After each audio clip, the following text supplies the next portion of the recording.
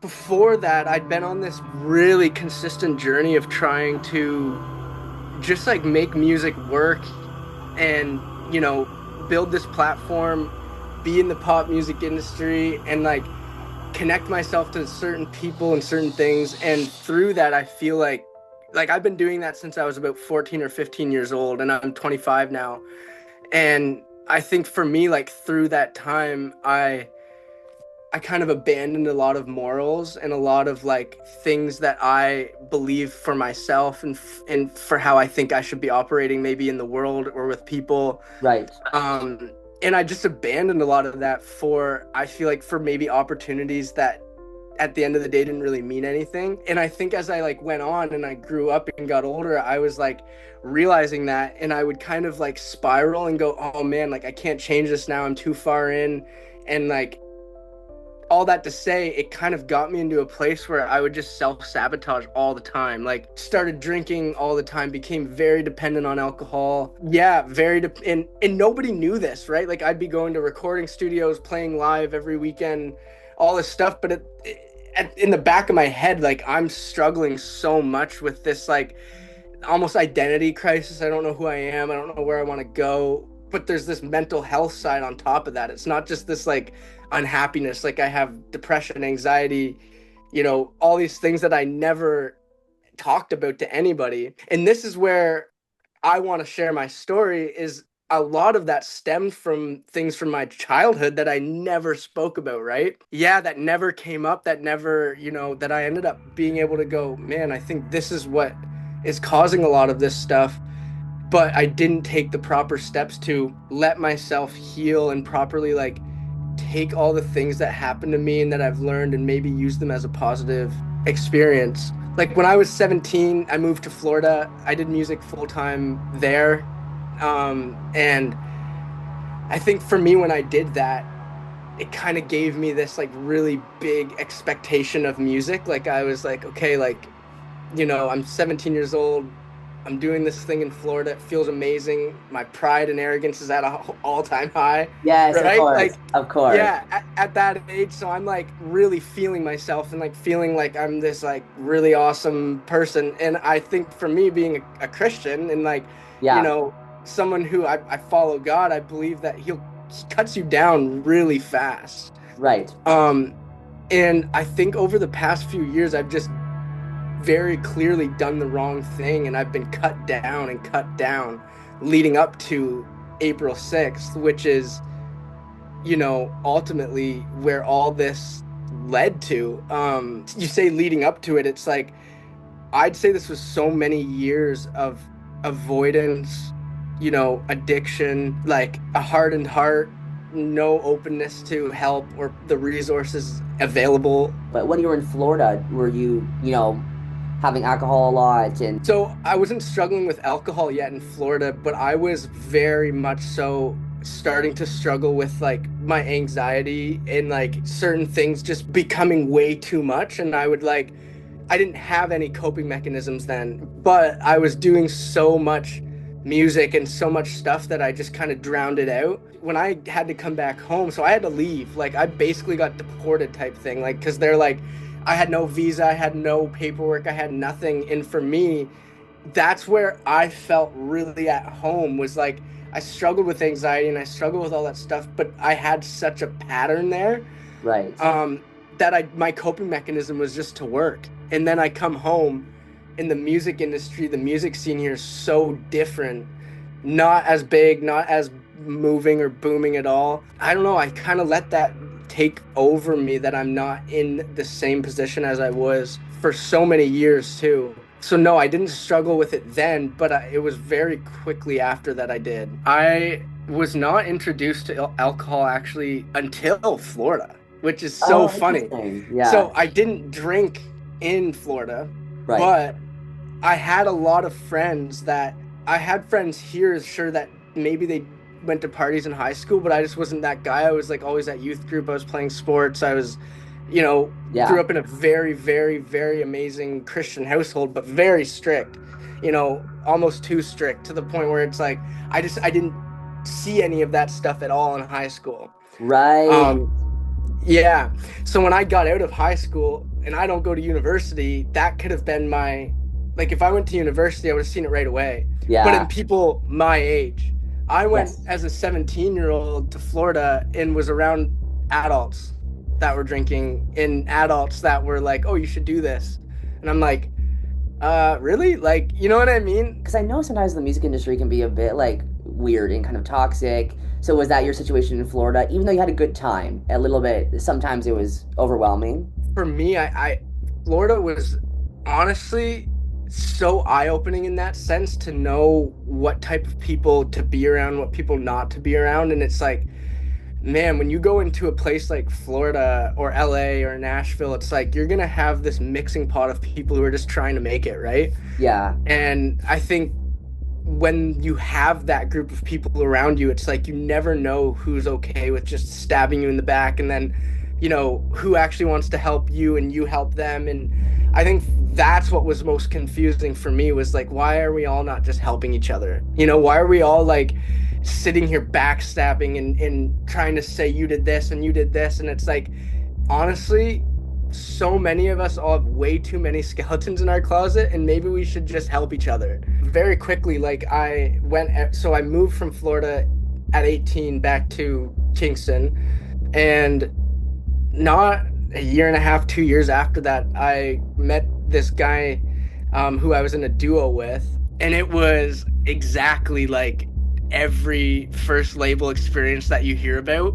Really? Like it was absolutely horrendous, like mentally draining, manipulative, like emotionally and spiritually abusive. They really put you in a place to need them and to trust them and to be like, okay, you're this little artist that hasn't made an impact yet, and we've done this, like, A, B, C, D, E, F, G type of these things, like, Yeah. compared to your AB, now you're signed with us. So if you want to do all these things, it's like, you have to potentially like, start saying certain things a certain way, or stop talking about God because, actually certain communities and certain people don't actually adhere to that very well anymore. It's a very negative thing. Yeah, like almost very much so controlling the way that we are compared to how they've seen other artists make it in their label. So it's like, oh, you're a Christian, you love Jesus, you're very positive, you're all this stuff, but you look like you could be a partying bad boy that likes to have sex and da da da da da da da, and we're gonna make that your, you know, like your thing. And I'm like, that, like, I'm like, those are things that maybe I struggle with. Like, I party and it was almost like they were making light of this very dark and hard thing in my life that I would open up to them about. Like I struggle with alcohol, I struggle with this, and it's like almost like the first thing they're offering you as soon as you walk through the door is like drugs and alcohol, and you know, Right. Because it sells. It sells, I guess. yeah. Yeah. So I think for the label experience, that's a whole other thing in itself where you could unpack that and ask me hundreds of questions as to how it got me mentally destroyed. I just add that into the multiple things that happened leading up to the sixth. So much of it was industry related, and so much of it was me being in a very clearly wrong path of like not singing and doing and saying and being in the right places. And I think when you're like that, your mind and body are just not going to respond well for like ever.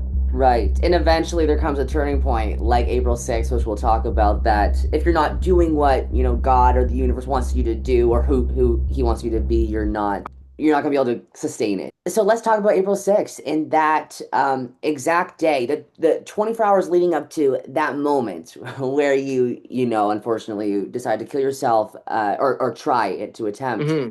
And so can you take us back there to that 24 hours, maybe April 5th, what you were going through? Man, so that is a wild 24 hours of disassociation. Like, honestly, it's almost insane to explain to people how out of it I was, like, and I mean out of it. So when I woke up the day before, like full day before, I had had some really bad sickness, like laryngitis that turned into bronchitis or other way around. Oh gosh. Yeah, I don't know which way it goes or whatever, but like so bad. And I couldn't sing, I couldn't write any music or anything. And I had a show on April 6th. So April 5th comes around and I'm just kind of like, oh man, like I haven't done anything to try and make this better. Like, I've just been depressed and anxious. And then on top of that, I'm like still drinking while I'm sick and like all this stuff. And the month before this, like I was like in LA recording and again looking like everything was so good to Right. everybody. Like I'm in LA, I'm like doing all this stuff, I'm like performing and playing shows, I'm about to release all this music. And there was just so many things that happened in that month span of time, like little financial things and mental things and family things that just kept kind of happening to me, that I was like, okay, I'm not going to use this as an excuse. I'm just going to keep pushing. I'm just going to keep pushing, keep pushing. And then I get so sick to the point where I'm like, now I can't sing, now I can't write, which is, again, one of the coping mechanisms other than alcohol for me. I'm like, okay, God, like, what is happening? Like, why can't I just operate like normally at all? Like that, I was just so frustrated. And that leading up to the day before, when I woke up with just, I can't explain it, like so much anger that I've Wow. never felt before. Like, but it was like anger for just myself and like this position that I was in. Like, I was like, how have I gotten to this point? Like, everyone thinks I'm so happy and so like, it's almost performative. Like, I was like, man, how have I built up this like thought of myself through people that I'm not struggling so much right now? And like, Wow.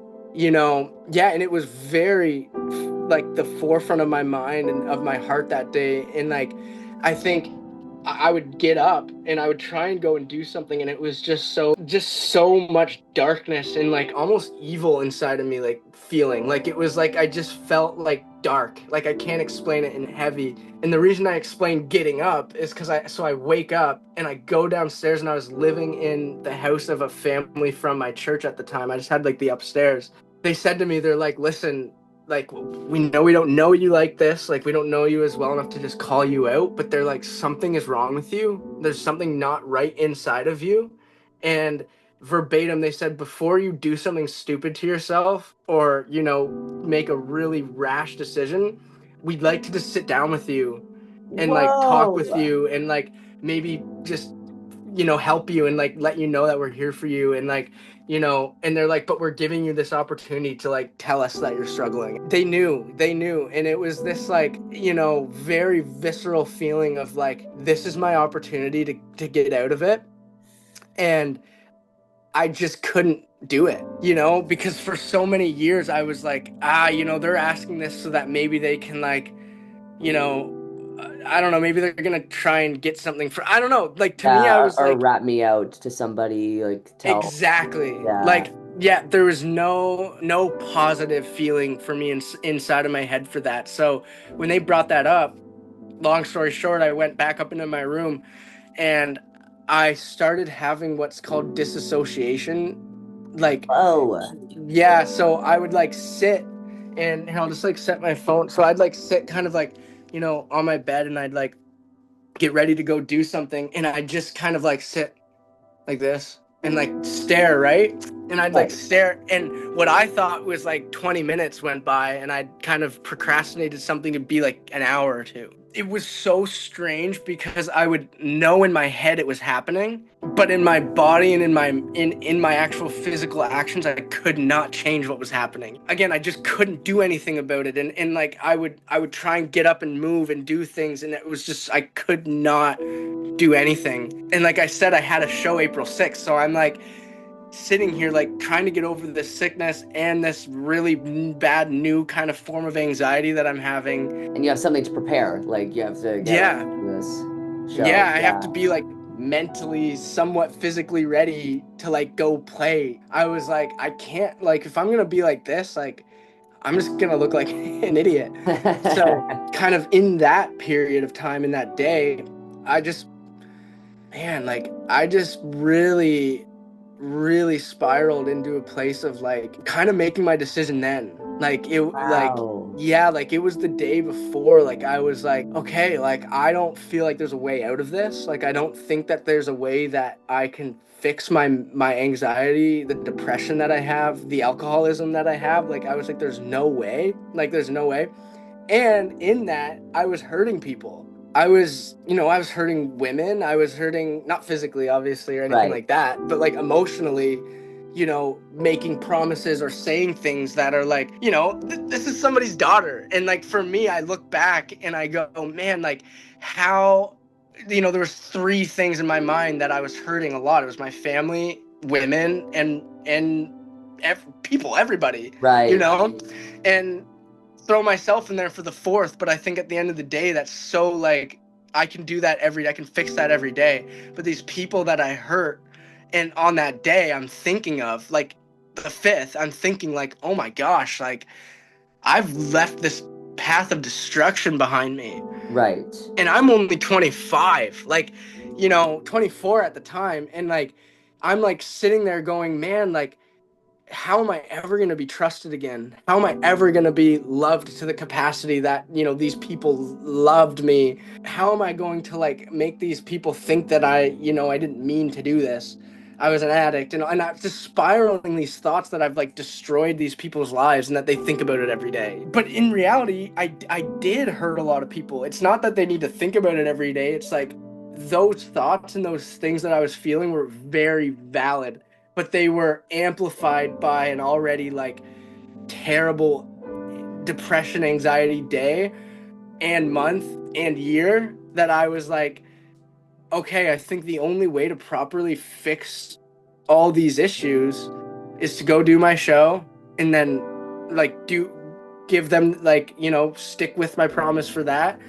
And like I knew right then, I was like, man, it's not going to be long after that I like made this decision, right? I knew how I wanted to do it, like and it sounds so dark, and it's like, and it is, because for me, I'm sitting there going, okay, like I could take these pills and it would be a potential, but then it's going to hurt my stomach and I'll have all this stuff if it doesn't work. Maybe I could, this is very graphic, but it's like grow up in a hunting family. It's like go home and use a gun.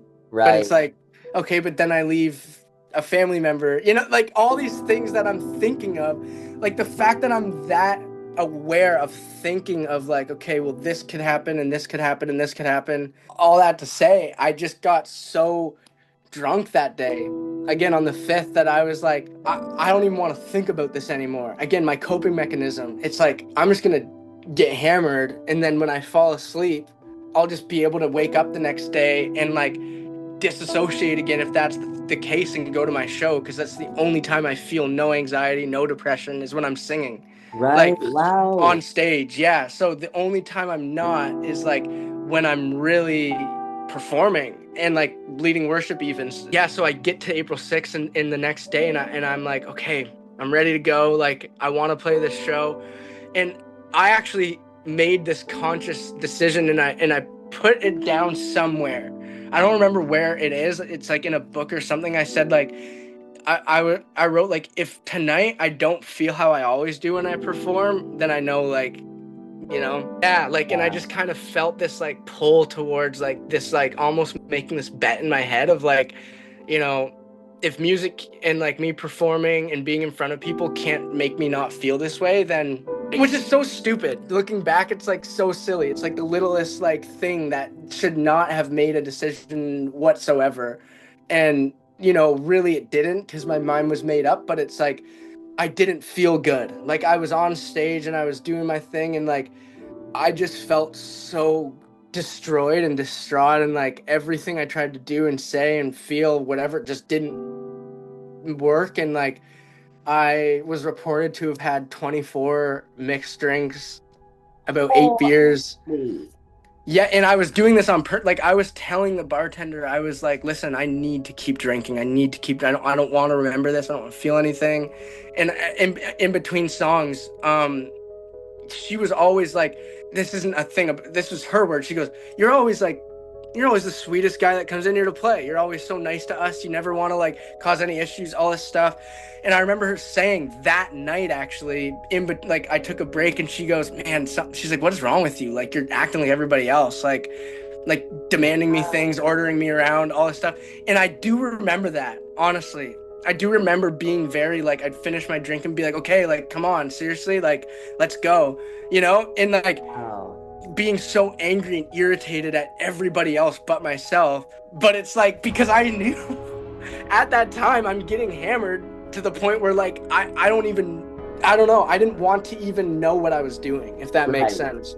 Maybe you're thinking I might not even wake up from this moment. Exactly. Yeah. Exactly that. And I'm like in a position where I'm thinking like, okay, maybe I can like go up to these people and kind of in a last resort be like, I'm gonna drive. Like, and it sounds silly that I would like be mentally aware enough to go up to like bar owners and be like, stop me from doing this, like subconsciously, but I Yeah. was like that. For me, it's like I look at drunk driving as one of the most reckless, like endangering, like selfish, there's so many Yeah. things you can look at it as, and it's like, and they're all true.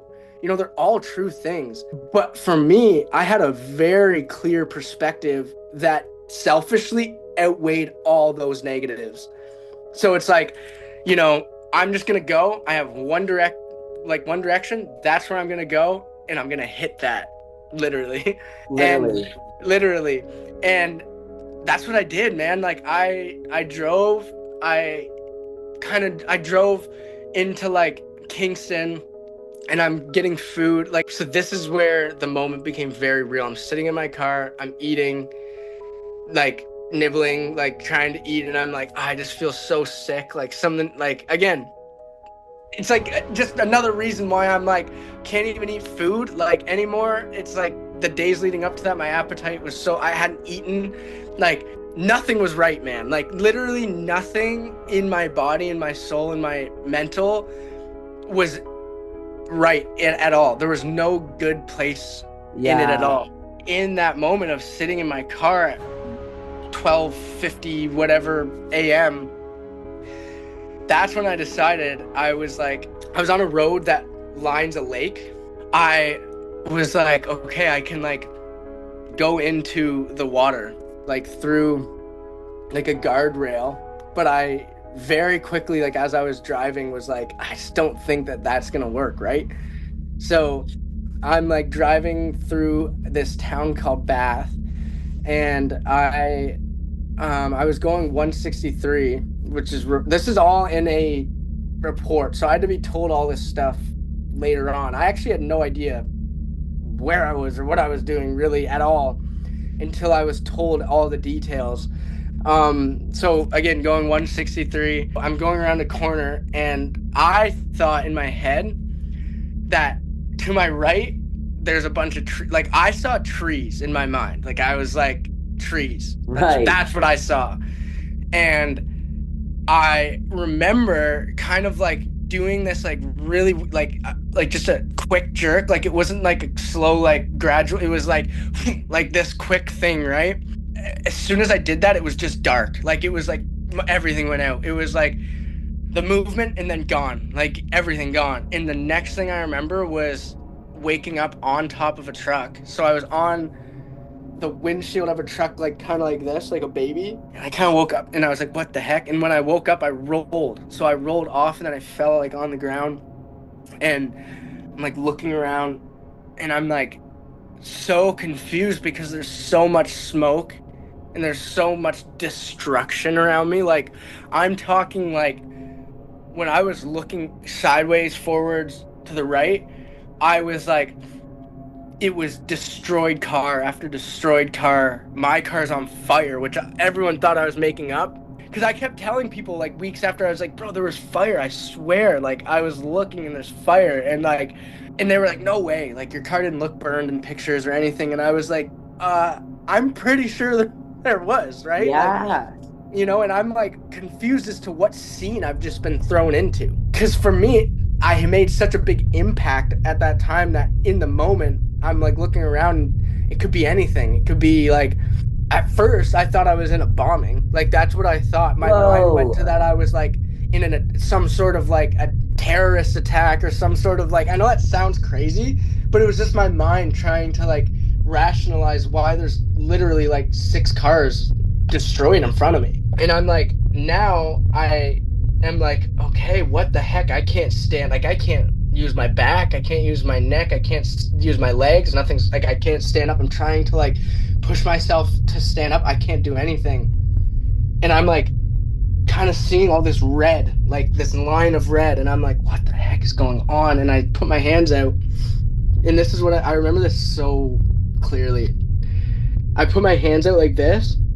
And I was like, what the heck? And they're like, it's puddling. So it's like filling up with blood. And I was like, pouring it out, and then I'd keep doing it because I couldn't believe how much there was. Like I was like letting it fall out, and then I'd like do it, and then I like kept doing that because I could not believe how much blood was just pouring out of my head. Fast forward, I look up and there's this guy just standing there, just standing at the scene. This is 1:30 now in the morning, and he's like standing there. He's like, "Man, what is going on?" Like he was like so shocked. And I tried to stand up, and he was like, "No, dude, like you're not good." Like he was you, like he couldn't believe. I remember him saying, "He's like, how are you alive? How are you alive?" Like, look, like, he was walking around and he was just in shock, like looking at the cars, looking at everything. So he calls the ambulance, obviously, and they all get there. And my immediate response to the cops and the ambulance was, "I am so sorry. I was not planning on having to see you guys." Whoa, that's Yeah. crazy. So in my like mental drunken, I don't even, they said I was blacked out. Like they were like, you were like passed out, saying to us, "I'm so sorry. My goal was not to have to deal with you guys." And Right. they said when we finally unpacked what that was, because they were like, "What does that mean? Like, what are you talking about?" And finally they said I pulled one cop like that was standing around me. I pulled him like down to me, and I was like, "Oh, I was trying to kill myself tonight." Wow. Right?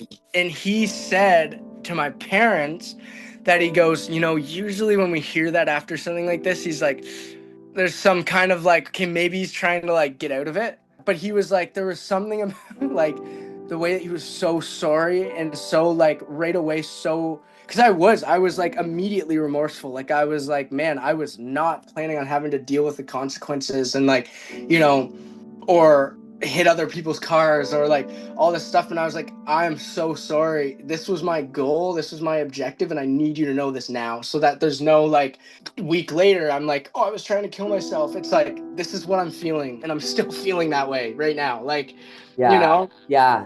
And so for me, I was like, man, I need to let one of these guys know. And when I did that, he then, it kind of becomes a different night, for them, because it's like they're like, okay, now how do we like properly go about actually making sure this kid gets what he needs? Like maybe he needs help, maybe he needs somebody, maybe he needs a counselor, addictions therapy, whatever. And all that to be said, I I was taken into the hospital, and I had 37 stitches in my back, 22 staples in the same spots, to close up my back. And then I had a gash from, so you can't really see the scars anymore, but you can kind of see like the discoloration and stuff. Oh, okay. So they did a really good job of making sure they didn't staple my head, because I mean I use my face. Of course. So they like glued this like shut or whatever, and it's like for a while it was pretty bad, but it healed so well. Man, it's insane. Like literally from here to here, just complete like open, and like, my eye completely like full of glass and like open and stuff. And I fractured my back in two places, my neck in two places. I compressed my spine at the bottom where it meets my like my butt. I Wow. tore multiple tendons in my knee, which resulted in like a pretty good knee surgery. I had cops and paramedics coming into my room being like, they were like, listen, man, like we've been doing this for 20 years, 30 years. And they're like telling my parents this too. Like, this is not just like a thing to me. Like, they're like, we want you all to hear this. It's like, you know, these guys coming in that have families, like people coming in being like, listen, like, this has been our career since I was like your age. And never one time have we ever picked a body up that's alive from something like this.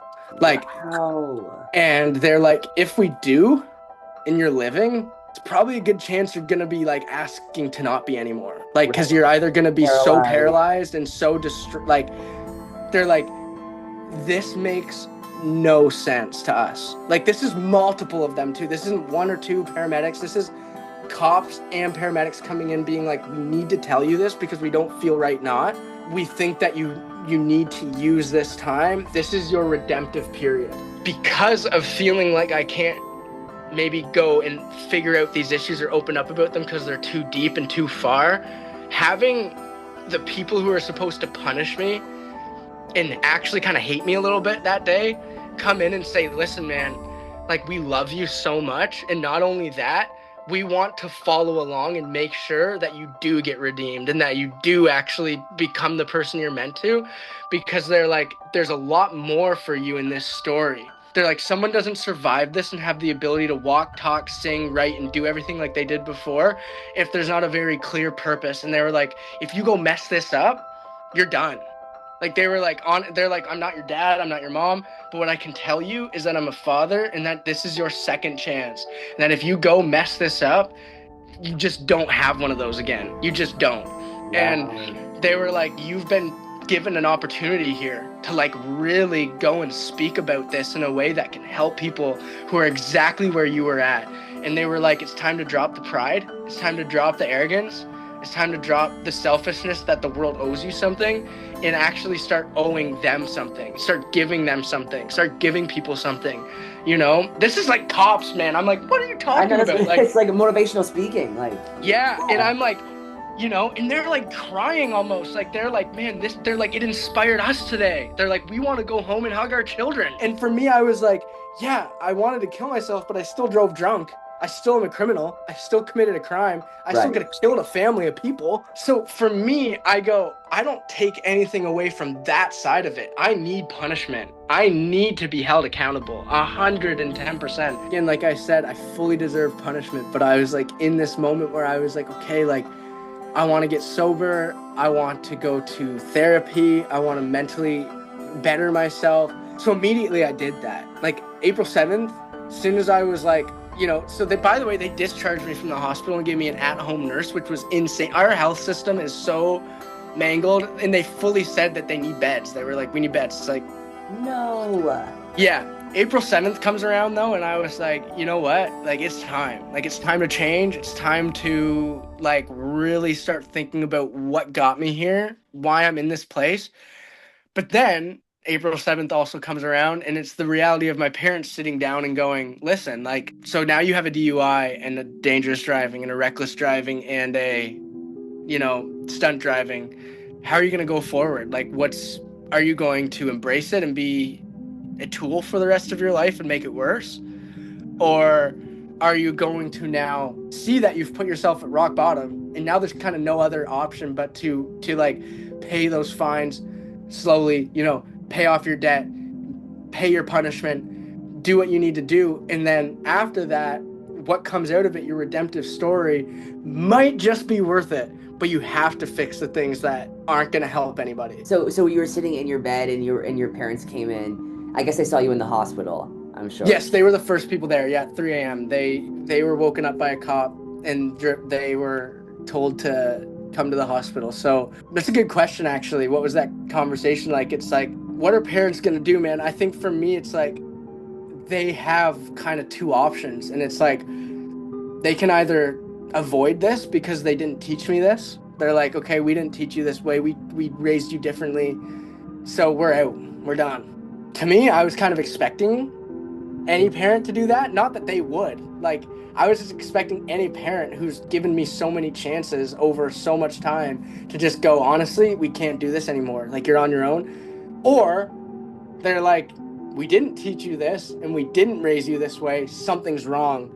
and we're going to be there. And man, like when I woke up and I saw them like both sitting there crying. I grew up on a like my dad's a blue collar man, Yeah, farmer, like my mom's a Christian school teacher, like all that to say my dad's not a very like emotional person. emotional. Yeah, like Yeah, I'm like looking at my dad just in shambles, like just like couldn't think of any words, like he was speechless.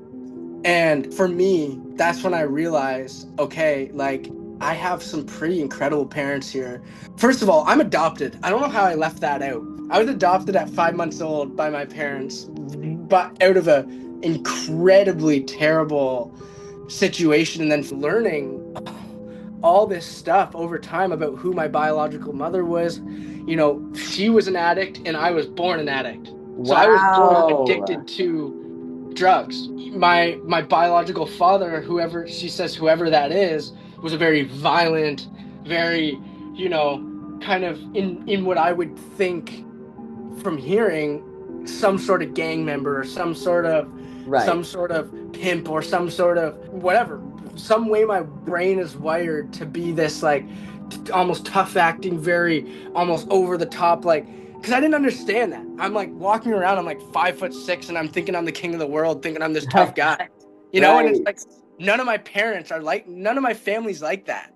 Yeah. And my parents finally just said through this process, they're like, listen, like, we actually need to say sorry to you that we didn't hit a lot of this on the head years ago and tell you that it stemmed from your family because we just didn't want you to start identifying with that. But you did anyways. I'm 24 at the time, sitting there going, I'm about to get reamed out by my parents, and actually they're coming down to my level while I'm apologizing to them, they're apologizing to me. Dude, it was insane. And they're like saying, like, man, you know, we're so sorry that because we never drank alcohol, we looked at you as like evil and like kind of bad for doing that. And we didn't talk to you about it. Rather, we pushed you away, and we're so sorry. You Right. know, maybe if we had actually like listened to you saying it's an issue and not just been like, oh, it's just drinking, you need to just get rid of it, it's gross, blah blah blah blah. They're like, maybe you would have actually like been comfortable coming here when you want to get drunk, and maybe you didn't get drunk, and you know. And that then gives me the opportunity to go, but it's not your fault. And then now we're in this back and forth of like, I love you, and we've never done that ever, like, you Wow. know. And they're like, man, you're such a different person. Like, even 3 or 4 days after I stopped, because I couldn't drink. Like, if I drink right now, I go right to jail. Like, there's no ands, ifs or buts. Like, it's just right to jail. There's no whatever. And they'll Wow. know. Wait, what do you mean? You're not Like, allowed to drink? I'm on conditions. Yeah. So right now, until I get Oh. served my sentence, I'm actually on major conditions. So I can't even sit. Not only can I not drive, I can't sit in the driver's seat of a car. I Interesting. can't drink even a sip of it, not get drunk. I can't sip alcohol. In that though, I'm like, I can either stop drinking because of my conditions, or I can like attack this with my parents who now really want to help me, and and actually become sober, and now maybe motivate some people, and like, you know, fix myself first. And as I'm sitting here fixing myself, I'm realizing, holy, there's a lot of people in my spot. Like, Wow. Yeah. People can relate to you in your situation. and worse, there's people who are mentally in a way worse position that make me feel like I took such an easy way out, that I'm like, bro, there's people that genuinely, like, I look at their situations and I'm like, how would you make it through that? You know what I mean? So it's like, Wow. you know, they need somebody who's driven the car 163 into a bunch of stuff to go, hey man, like, if you survive this, those issues are actually going to be amplified and way worse, and you're going to have a lot more things to worry about than just what you've been struggling with for the past year or 2 years. This accident happened, and it kind of gave me again that one or two option. It was like, one, you get better, two, you spiral and become worse. And for me, I almost threw a third option in there where it was like, I think this becomes my life. Like, I think that this needs to be the forefront of my story, because I've just been trying to sing to get Lamborghinis and Rolexes and girls. You know Right. what I mean? Right. But And now you it's have like like, a deeper purpose, you think, for your life. Yeah. yeah, I have such a deep, and it's a purpose that's always been there, which is, in my opinion, to be, you know, a disciple and to preach what God has for people, which I also believe that it's like, bro, if you don't want to hear that calling of mine, you don't want to hear the Bible, you don't want to hear these things, it's like, great, man. I am not the type of Christian to go, oh, you have to listen to this story of mine. There is this side of it though, where where I tried to kill myself, and all this stuff. It's like you don't need to need Jesus or want Jesus for me to want to tell my story to you. Right. I think for me, I've found a new love for people and a new love for like the mental health side of the world, in the sense that there's so many people that they look at it as just a stigma behind it, you Yeah. know that there's people like me who, like, maybe to the world are these kind of making it, we're doing like a gift, we're like on stage or whatever. It's like, oh, no way those people can struggle. No way a NHL player can in their hotel room after winning the NHL Stanley Cup and being like, I want to kill myself. 100% they can. You know what I mean? There Definitely. are people in positions of such extravagance that they genuinely need someone to come in and go, listen, I don't care that you make all this money. I don't care that you have this hot wife and good kids and like great life. What do you need to be a better human being, mentally, physically, emotionally?